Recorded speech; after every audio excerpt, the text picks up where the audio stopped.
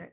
Hi, guys, and welcome to Equipping Women. This is a unique format, but I am so excited that tonight we're going to be speaking about Christmas on the mission field.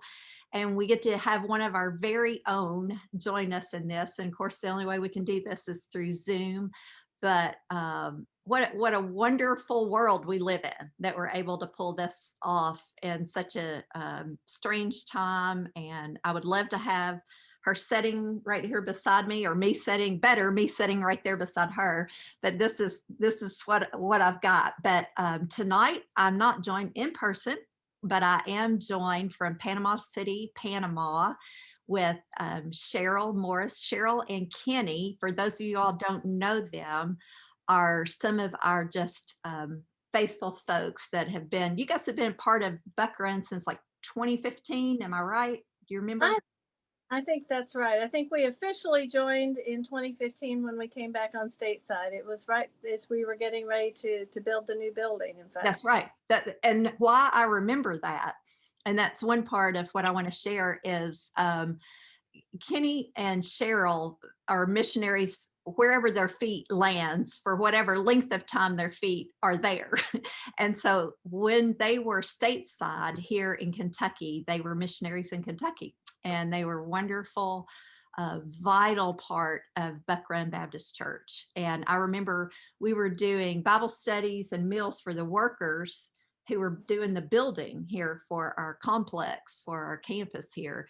And Kenny was very much involved with helping in that dynamic. And Cheryl, you too, you guys just plug in wherever, whenever you are needed. And I am just really grateful for that. So what we're going to talk about tonight, though, just because I thought it would be really a unique bend for us to know this, and then to be able to identify with our IMB missionaries, International Mission Board missionaries, which Kenny and Cheryl are part of. So if you would do me a favor and basically just tell us a little bit about yourself. For those who are watching who don't know you guys, tell us some things about you.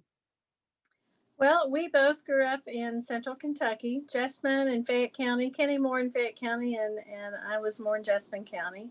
Met at church as kids in the youth group and got married, had 3 kids.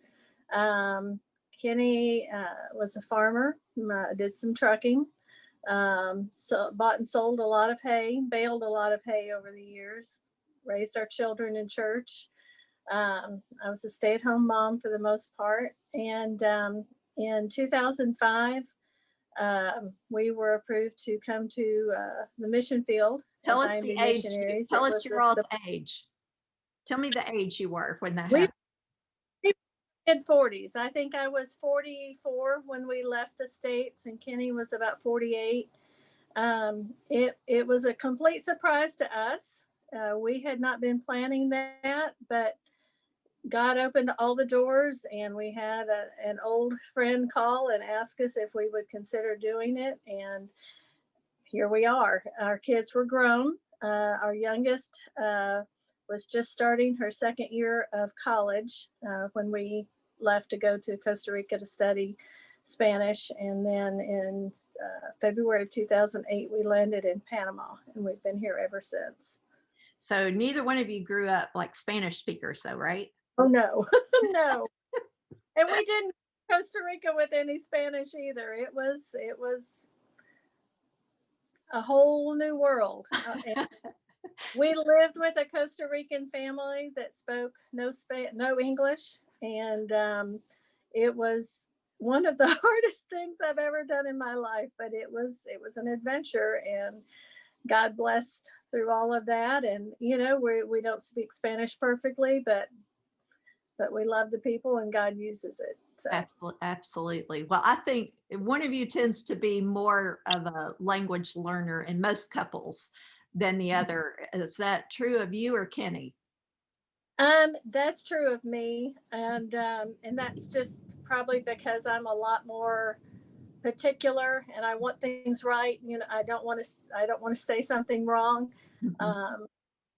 I Yeah. And Kenny just talks. He doesn't care if it's right or wrong. He's just going to talk to everybody, and he just talks. And so um it's yeah. And a Well, lot of times it's actually worked for the good, because a lot of times our national partners that we work with realize they've got to step up and do a lot that they would probably hang back and not do if Kenny's Spanish was were perfect. So hmm. Well, and I will tell you from the privilege of the time Herschel and I were there, that Herschel is a language learner. He's got a natural gift in doing that. So he speaks Portuguese fluently, and he can carry himself with Spanish. yes, But yes, so he clearly could recognize that maybe Kenny's grammar wasn't wasn't on point, but his communication is 100% in. right, And yeah, so, I mean, he is able to easily communicate um, the love of Christ yeah. and obviously the gospel with that. So I loved watching that whole thing. Well, I've always loved the point in Acts where in at Pentecost where it says that God caused each one to hear in Mm, their language, and so um, I firmly believe that if God needs somebody to hear something, that even if we don't say it correctly, they will hear what God needs them to hear. absolutely, that's true for English as well. Yes, it Yeah, a is. lot of times when even sharing the gospel, I get a little anxious about what if I leave something out, or I say something heretical. The truth is the gospel has carried on very well with humanity, flawed as we are in our communication. So that's good to know. Well, all right, let's talk about what the holidays, especially big Christmas, looks like for you guys there. What would a day, like what would Christmas Day look like for you guys there? Yeah, it's different every year. It really is. The years that we've been here in Panama, and sometimes we're in the States, but more typically, really, we're in Panama. Sometimes there are other IMB missionary families, and we might get together with some other families. Sometimes we're on the field. 3 years ago now, I guess it was, we were up the river in an Imbara village, and we had rice and deer meat Mm, for Christmas Day. Sometimes we've been super busy and we just kind of lock the gate and lock the door and do as mhm, little as possible. mhm, Sometimes I put up a Christmas tree and sometimes I don't. It just depends. Every year is different. We don't have um, any set tradition where we just kind of lost that. It's mhm, and Kenny and which Kenny and I are both we're not overly sentimental about things like that. So whether a tree gets put up or not, whether the wreath is hung on the front door, whether we have a certain meal or certain sweets or whatever is not, we can take it or leave it. So it's every year is different. mhm. All right. Well, so is there like how do Panamanians typically celebrate Christmas? Is it a big deal? Is it? It is. It is. Stuff started appearing in the stores in August. Christmas Mm, decorations appear in the stores in August. They get together with family. The meal is the biggest thing. One of the things they love to eat is chicken and rice. It goes a long way, mhm, and but it's one of their favorite meals, especially for any kind of holiday or celebration. You're going to find arroz con pollo. mhm, Um, they they're not really big on gift giving, and a lot of that is just because of poverty, mhm, especially among the indigenous. Several years ago, we gave some friends of ours some little bags I had bought in Guatemala, mhm. and she said, "Oh, this is the first Christmas present I've ever received." And she was grown. She was probably close to 30 years old. Mhm. But it's just not gift giving, especially among the indigenous, is just not something that they really do. They don't have the money to do it. But Mhm. if they can get a special meal and get together with family. That's what they like to do. Mhm. That's really not a bad bad way boy, that would sure take off a lot of pressure and a lot of financial challenges that people here in the States really shouldn't succumb to. But all right, so what I know you guys are there without any relatives at all. We Just came to the field with no children, so we, a lot of families come to the field with all their little children, and so they bring a lot of their traditions, and then add to that through the years. But we really didn't ever have that. So mhm. Your children are grown, but you have grandchildren.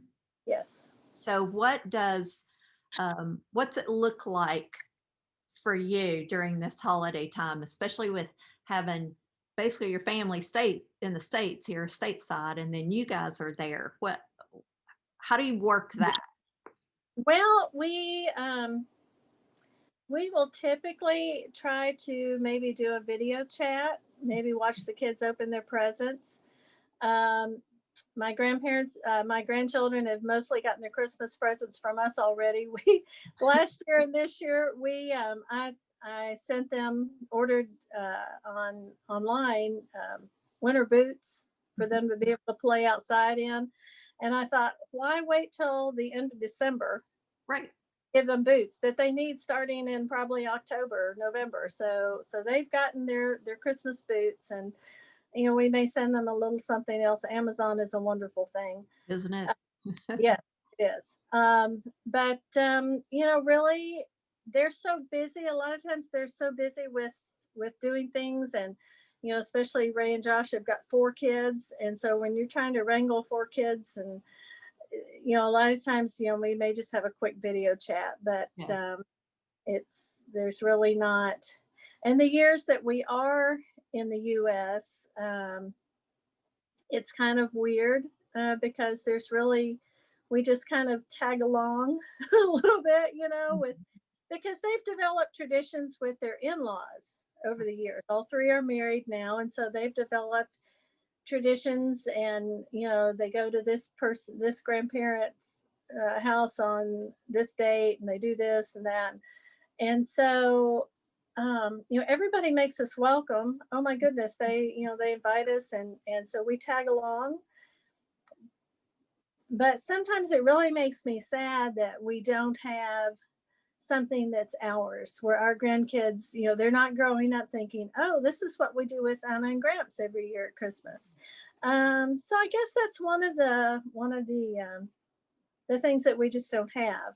Mhm. Uh, but we talk with them frequently, video chats, and send messages back and forth and things. So, Mhm. that relationship is definitely there, and that really is the most important thing. So, It really is. And when you guys come here and we see you interacting with your especially your grandchildren, it's clear that there is a legit connection. So how many grandchildren do you guys have? we have 5. Our oldest son has a little boy, and then Ray and Josh. Ray is our youngest, and she's married to Josh Scott, John and Lisa Scott's son. They have 4, and then our middle son just got married about a year and a half ago, and as of yet, they don't have any children. So Well, and the ages of your grandchildren then go from I know like Ray, 8, Ray's 6, are 5, close, right? 2. Ray's are stair steps: 8, 6, 4, and 2, and then Kian is in there. I think he's 5 now. Uh-huh. Yeah. Well, it obviously is unique in the sense of you recognizing, Jim Elliott uses that phrase, wherever you are, be all here, be Yeah, all there. And I appreciate so much that Panama is your home. it And is. you clearly though you long to see your family, be with your family, it's not wrapped up, you're not wrapped up in the longings of that, if that makes sense. And so Yeah, I realized early on, Tanya, that if I were going to survive, mhm, that I had to treat wherever I was as though I were home. You know, Mhm. if we go somewhere and I'm in a hotel room for 3 days, I unpack and put my stuff in a drawer. Mhm. I just I have to make a little nest and I have to feel like I'm at home. Mhm. And years ago, we had gotten back from Panama after a trip to Kentucky, and I said something about, on Facebook, we're home. And a friend of ours said, "You've got to stop calling Panama home." And I said, "I can't. I won't survive if I don't. No. I won't be happy. I won't be content. And I'm a person that I need to feel like I'm at home in order to feel content." And so Well, that, yeah. I So that, I'm subscribed to that's probably the the best for most everybody to embrace that kind of thing. Teaching seminary wives, one of the things that I tell them, if you are just in Louisville, Kentucky, and you're going, well, we're just here for my husband to get his degree and then we're gone. First of all, you don't know that. You don't know. God may plant you in Kentucky, and what if you've wasted 4 years of not treating it as home and you've treated someplace else as home? We just don't know. And so I use that statement over and over again. Wherever you are, be all there. And um, I think you're less likely to establish relationships that are meaningful relationships that you don't call home. I think. that we still have vital friendships with folks from the church that we were in Costa Rica.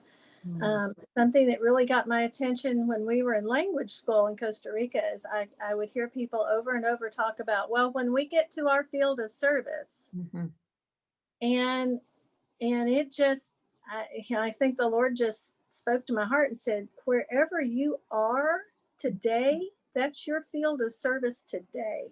Mhm. And that really caught my attention when I would hear somebody say, well, when we get to our field of service. Mhm. And I knew what they were talking about, but Sure. still. And so, we put down deep roots in Costa Rica. Mhm. And it hurt when we came to Panama because we really missed the people that we had gotten to know. But we still, there's one family that comes to visit from Costa Rica. They've got some family here in Panama, and we get together with them, and they come to our house, and we've got good relationships still with those folks. Mhm. 10 years later, oh, 12 years later. Well, you again, like I said at the very beginning, I think you guys planted yourself in Kentucky for that Mhm. that window of time. The Lord had you in Kentucky, and you served at our church, and you established relationships and friendships at your church, because this is where the Lord has you. And I think that serves people really well. And I just think it's a faithful use of your time. It's Yeah. redeeming your time instead of waiting for the time. It's We're not redeeming. waiting. We're not good at waiting.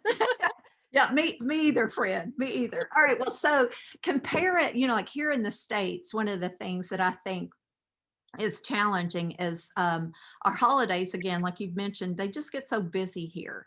And we really lose the focus of actually celebrating the birth of Christ, and sometimes just lose him in all of it. Like I don't know Panama well enough, but is that the case for Panama? Do people lose Christ, or did they even embrace him as it and part of that? Well, um, that's kind of a hard one, I think. And Okay. it depends on who you're talking about. Okay. Uh, among believers, I think there's a big effort to keep that in the forefront. Among non-believers, it's just a time to have a party. It's just a good Mhm. excuse to have a party and probably get drunk and whatever. Yeah. But ever since we got the call asking me to do this with you, Mhm. uh, this has really made me stop and think about what we do, about what Kenny and I do, Mhm. because I realized that because we don't have set traditions, that sometimes we probably have missed opportunities to remind ourselves of just how special this time is, Mhm. of the gift that God has given to us. And so we've spent a lot of time over the last couple of days just talking about, what we can do, even if we don't put up a tree, even if, and a lot of times I think those things do help pull us back Mhm. to, you put that special nativity set up that reminds you of who Christ is. Um, and so we've just come to a point where we want to be sure that we don't miss um, celebrating the birth of Christ by putting on the back burner normal traditions, and in not placing too much of ourselves in those traditions. It's real easy to let the rest of it slide by, and we really have, it's really come to the forefront of our thoughts this year to really try to make it a special time of remembrance and celebrating. Mhm. So this has been good for me. This has been Oh. good for me because, especially with COVID and things, we've really been very isolated. Mm. Uh, and so it would have been easy to just let this slide right past Mhm. Well, and and I just think busy and not put up a tree and not, not do any of that stuff. We certainly don't need the sweets, that would, those you gingerbread always need sweets. Let that be known. those gingerbread men that I made for so many years, when we were still in the States. We I've made them a couple of times, but not like I would have if we were still in the States. But yeah, so it's been good for me to try to be deliberate in Mhm. celebrating the gift that God has given us. That yeah, and I think even here, we forget to be deliberate exactly about what it is where this is all about. It's like we do get caught up and I've got to make sure I'm buying all these gifts, eating all these, doing these things. And even with COVID, keeping us from being, in party situations and interacting with each other, we still feel the weight sometimes of all those where the word what's the word I'm talking about, expectations of what the world has said, or at least the United States has said, here's what Christmas must look like in order to do it well. And I think we miss being deliberate in our thoughts about what that's going to look like for like our household, our family. So I pray that even as it has spoken to you guys, that this will be something the Lord uses. Help us all just think, let's be really deliberate about this. All right, so now just thinking about um, during this Christmas season, and even as the year goes on, what are some things that we can do to support missions or missionaries, who are on the field, especially or off the field, like stateside, that will minister to them during this time? Um, of course, we have the ones that we always talk about, and sometimes because we always talk about them, it just seems like it's something we just say, but it's really not. Praying for us is Mhm. huge. There have been so many times that we've stopped and said, we know somebody is praying because we see God at work. And so pray for us, really and truly pray for us. Um, and then also, of course, Lottie Moon. Lottie Moon is what has kept us on the field in spite of all that's going on in the world, because churches like Buck Run give to Lottie Moon and the cooperative program. We've not missed a paycheck. Mhm. When Kenny cut his thumb 2 weeks ago, I didn't worry about how we were going to pay the hospital bill because Lottie Moon takes care of us. And that's our Southern Baptist churches like Buck Run. Mhm. And I can never say thank you enough to the churches for taking such good care of us Mhm. here on the field. Um, we kind of accidentally stumbled into a community group. Kenny thought it was one thing on Facebook and it was actually another. And they've let us join. So we've been participating in the Scott community group with Bruce and Melissa Scott, and have just had our socks blessed off.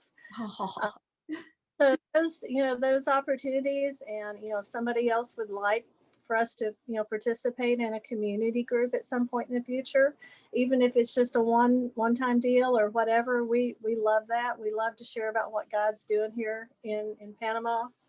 Phone calls, just a phone call, a video chat on Facebook Messenger. Just drop us a note. It just means a lot to know that people are thinking about you. Um, that just, yeah, that says so much. And I think that's one reason why it meant so much to us last year when you sent Herschel down to visit us, and you let him do that. And I know it was a busy time for you guys the week before Christmas, but he flew down here, got here on a Thursday night, spent all day Friday with us, just hanging out, talking, chatting, visiting, got on that plane the next morning and went back home. And that, you guys will never understand, will never know what that meant to a missionary family on the field, that their pastor did that for them. And it was, I realize that's not going to be a tradition that's going to come about this year. COVID has messed with us. It has messed us up. But no, anytime you all want to do that, we'll take it. But that meant a lot to us. So just any kind of a personal touch that says, hey, we remember you all. And not just for us. There are a lot of missionary families on the field, that would love to know, hey, we prayed for you this morning. Yeah, we love it. We love it. Well, that trip, Herschel came back, and I was convinced it had to have blessed him way more than it did you guys, because he said that just did my soul so good. And he said, I said, so what else you guys do? He goes, we just sat and talked and just caught up. And he said, I think you guys walked to like a little restaurant or something. Little Greek place down the street. Yeah. And he just said, I just, he said, just was so great to get to meet him. And so thank you for your hospitality as well, then. Well, we'll make him do that again. But next time I'm tagging along. I'm just saying. You better. I'm in on that. Well, Cheryl, you and Kenny are just precious to Buck Run, and especially precious to Herschel and Tanya York, and the York family in general. Thank you. We love you guys, and we do pray for you. We pray for you, especially during this time, because I know it is different. And you guys have had really very conservative restrictions laid down in Panama. And so we're praying as those continue, and that your ministry will continue to even flourish as things are seem to be pulled back in, that the gospel isn't. And yes, exactly. We've seen God do incredible things with our partners there in Hockey during this time. They have just done incredible ministry. They really have. God has opened doors in just wonderful ways, and we appreciate Buck Run so much. It was not our home church when we came to the field, but over the years, just in getting to know you guys, you all have just adopted us and brought us in, and it's become a wonderful family to us, and we just appreciate the folks at Buck Run so much. Well, you are a wonderful family to us, and our mission teams who have gone there have come back seeing just God at work in a great way, and it's a wonderful thing. So we appreciate you all. Hug Kenny gently. Don't mess up his thumb. Tell him we're praying. Oh. We're praying all that feeling comes back, all the things that needs to happen, and that's pretty significant cut. Whew. It was it was bad. I'm glad he still got a thumb. Yeah, me too. Well, I saw the picture and it was like, whoa, yeah. I don't handle that kind of thing well, but that's pretty Sorry. substantial. No, it's good for me. It's actually good for me. Well, let me say goodbye to my equipping audience, equipping women audience. You guys, thanks for tuning in, and I hope you all were encouraged and motivated in very specific ways. One, to just pray faithfully for our missionaries. It is a wonderful thing to let them know too that you're praying for them, and the way that you can do that, you can. I know Cheryl and Kenny are on Facebook. You can let them know that way. You can include them in any of your Zoom meetings. She's invited you all to, they would love to participate in those kinds of things. Also, just however you can connect up with them. If you don't know a way, you ask us and we'll make sure that you can connect up with them. Also, Lottie Moon. Let me just give a real strong push for that on December 20th. We will Lord willing, we'll try to do it as traditional way as we've done in the past in the walk to the manger, where families maybe exiting the church this time will be able to give their offering that they have decided upon and planned upon and plant into kingdom good and kingdom fruit. And that's again December 20th. We're going to do that. So make plans for that. I always love it. Like we have some kids who shoot mistletoe out of trees and sell the mistletoe in order to get their Lottie Moon offering. I always thought that was the coolest thing. And so I've bought more mistletoe that I throw away sometimes for simple reason that I'm so impressed that these kids will go to that length and that measure to make sure they have their own personal Lottie Moon gift. So if you don't know who Lottie Moon is, this is a good time. You're at home, guys, look her up. She's fascinating. It's always been very, very amazing to me that missions was fed a fire by women, that you have Annie Armstrong and Lottie Moon, who were so passionate about the gospel being spread that these gifts, these financial offerings, are named after these women who really fed and prayed for and sought to minister worldwide. So look up Lottie Moon, do a family thing, whatever you need to do. Also, lastly, consider if God may be just redirecting your steps. You never know. As Cheryl and Kenny shared, Cheryl shared earlier, that was not part of their plan to end up in Panama. And God had a wonderful and great design for them. And so he takes a farmer and a truck driver, right? And says, I'm going to move you and all your fancy English speaking skills to your Southern Kentucky dialect. And I'm going to plant you in a place. And man, their ministry is just incredibly fruitful. So, and I see the joy of the Lord in the way they serve. So, you don't ever cease to ask the Lord what next in your life, because you just don't know when he may change that. So, Cheryl, I love you, my friend. I look forward to seeing you guys, and we appreciate you taking the time to be on here tonight. Thank you for inviting me. All right, bye. Later. Later.